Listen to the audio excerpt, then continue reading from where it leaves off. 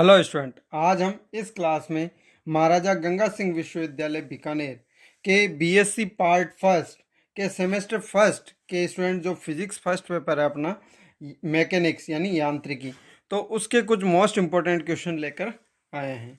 तो आज स्टूडेंट, क्योंकि इस बार सेमेस्टर में जो पेपर है स्टूडेंट वो एमसीक्यू पैटर्न पर है, यानी कि एबेसेड फॉर्म में, और ओएमआर सीट में हमें उनके आंसर फिल करने यानी कि आंसर उनके देने होंगे। तो देखो, आज के हमारे क्वेश्चन है। तो पहला क्वेश्चन की बात करते हैं स्टूडेंट, यूनिट फर्स्ट से रिलेटेड है।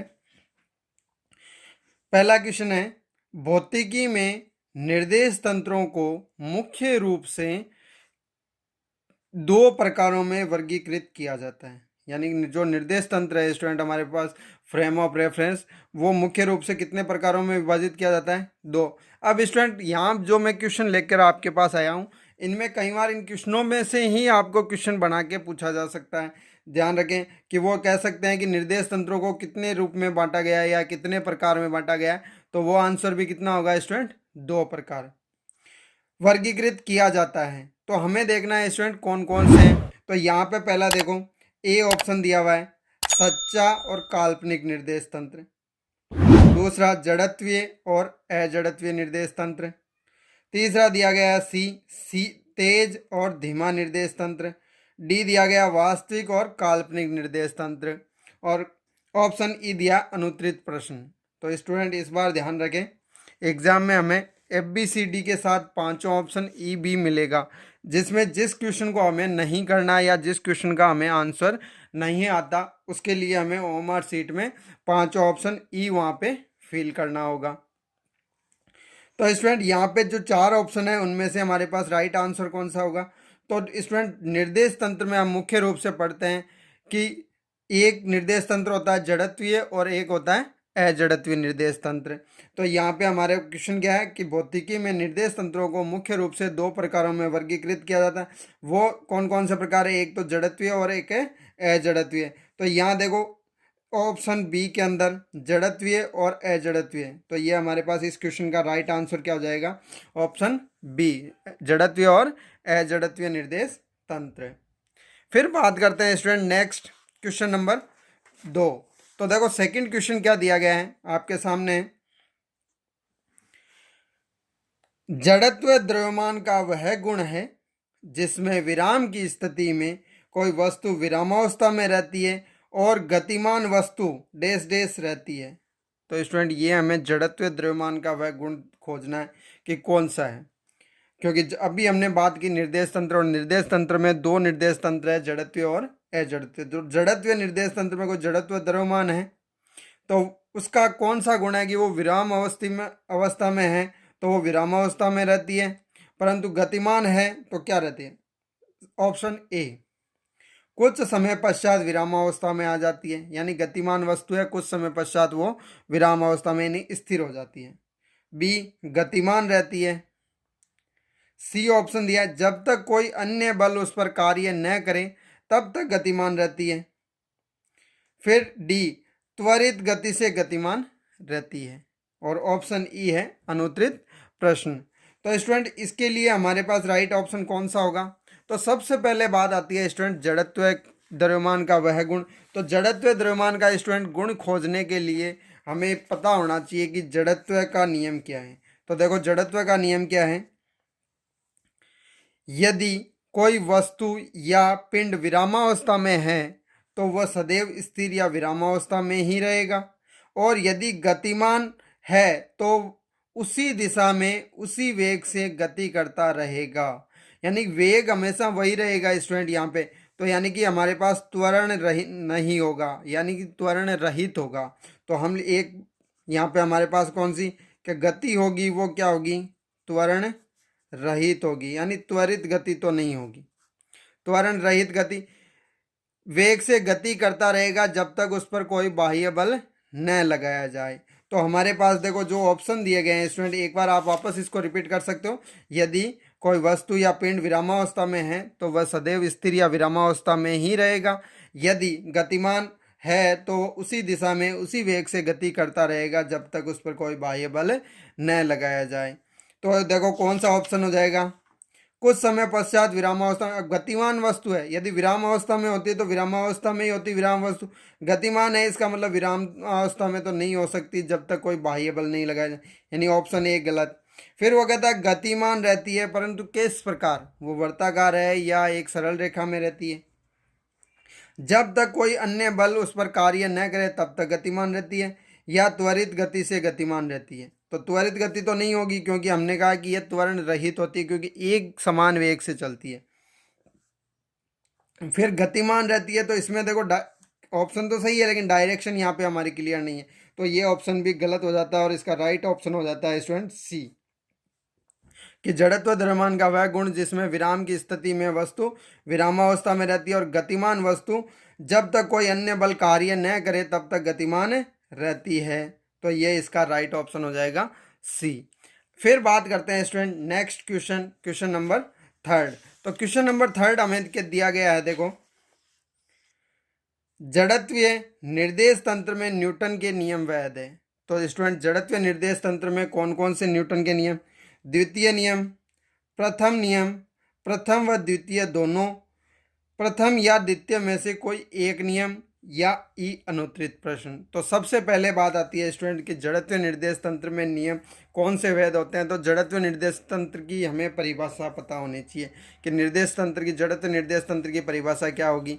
तो जड़त्व निर्देश तंत्र की स्टूडेंट परिभाषा होती है कि यदि किसी कण पर कोई बाह्य बल नहीं लग रहा है तो वह निर्देश तंत्र जिसके सापेक्ष कण की गति त्वरण रहित दिखाई देती है उसे जड़त्वीय निर्देश तंत्र कहते हैं, यानी कि त्वरण रहित गति दिखाई देती है और कोई बाह्य बल भी कार्य नहीं करता, यानी कि जड़त्व यहाँ लागू होता है। तो हम लिख सकते हैं जड़त्वीय निर्देश तंत्र में न्यूटन के प्रथम और द्वितीय नियम वैध होते हैं। तो यहाँ पे देखो प्रथम और द्वितीय दोनों ही नियम वैध हैं, तो यानी कि ऑप्शन ए में द्वितीय नियम है, ऑप्शन बी में प्रथम नियम है, ये भी वैध है। तो इसका मतलब ऑप्शन सी देखो क्या दिया, प्रथम व द्वितीय दोनों, यानी कि ये दोनों नियम ही वैध है। तो हमारे पास इसका करेक्ट ऑप्शन क्या हो जाएगा स्टूडेंट, क्वेश्चन थर्ड का सी। जड़त्वीय निर्देश तंत्र में न्यूटन के नियम प्रथम और द्वितीय दोनों ही वैध हैं। तो ये हम इस प्रकार से क्वेश्चन थर्ड को इजीली सॉल्व कर सकते हैं। फिर नेक्स्ट स्टूडेंट हमारे पास आता है अगला क्वेश्चन, क्वेश्चन नंबर 4, गैलीलियन रूपांतरण है। तो गैलीलियन रूपांतरण क्या है स्टूडेंट। तो देखो गैलीलियन रूपांतरण हमारे पास आता है जब हम एक निर्देश तंत्र से दूसरे निर्देश तंत्र में बात करते हैं, यानी कि वहाँ पे स्थिति के अकॉर्डिंग बात करते हैं कि उनकी स्थिति के मध्य जो समीकरण है उनके बारे में, तब हमारे पास गैलीलियन रूपांतरण हमें प्राप्त होता है। तो गैलीलियन रूपांतरण क्या होता है स्टूडेंट। तो देखो ऑप्शन ए दे रखा है, एक जड़त्वीय निर्देश तंत्र का दूसरे जड़त्वीय निर्देश तंत्र के साथ संबंध। स्टूडेंट यहाँ पे जो हमें संबंध दिया गया है ये समीकरण से रिलेटेड, यानी उनके साथ जो समीकरण हमें उत्पन्न होती है या जो संबंध को बताती है वो।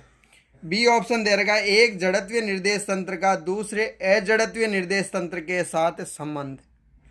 सी ऑप्शन है, एक अजड़त्वीय निर्देश तंत्र का दूसरे जड़त्वीय निर्देश तंत्र के साथ संबंध, यानी अजड़त्वीय का अजड़त्वीय निर्देश तंत्र के साथ संबंध। डी ऑप्शन दिया गया है, ए बी और सी तीनों ऑप्शन ही क्या है, सत्य।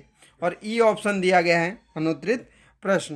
तो स्टूडेंट गैलीलियन रूपांतरण क्या है, सबसे पहले तो हमारे पास डेफिनेशन क्लियर होनी चाहिए कि एक जड़त्वीय निर्देश तंत्र है उसका किसी दूसरे जड़त्व निर्देश तंत्र के सापेक्ष, यदि कोई कण है और हमारे पास कोई जड़त्वीय निर्देश तंत्र है स्टूडेंट, सपोज करो ये हमारे पास, तो इसके अंदर कोई पी कण है तो इसका किसी अन्य जड़त्वीय निर्देश तंत्र कोई भी होगा, चाहे वो एक समान गति से वेग से गति कर रहा हो, चाहे वो घूर्णन कर रहा हो, तो उसके रेस्पेक्ट में जो संबंध होगा इस कण के लिए, ये हमारे पास एक्स और वाई होगा।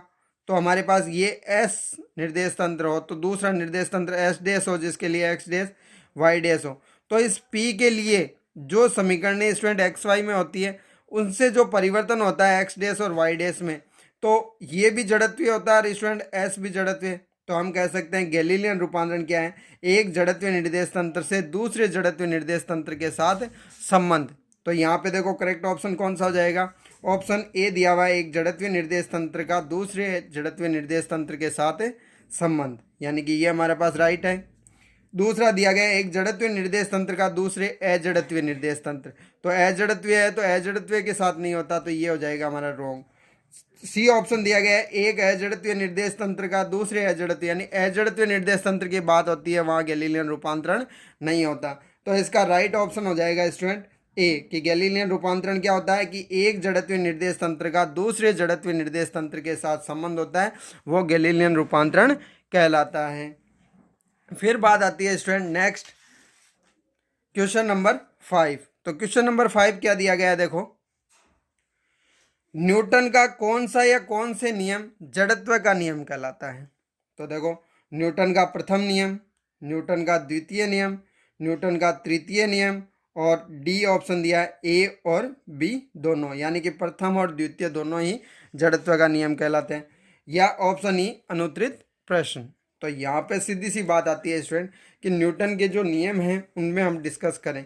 तो न्यूटन का जो स्टूडेंट तीसरा नियम होता है वो होता है क्रिया प्रतिक्रिया का नियम।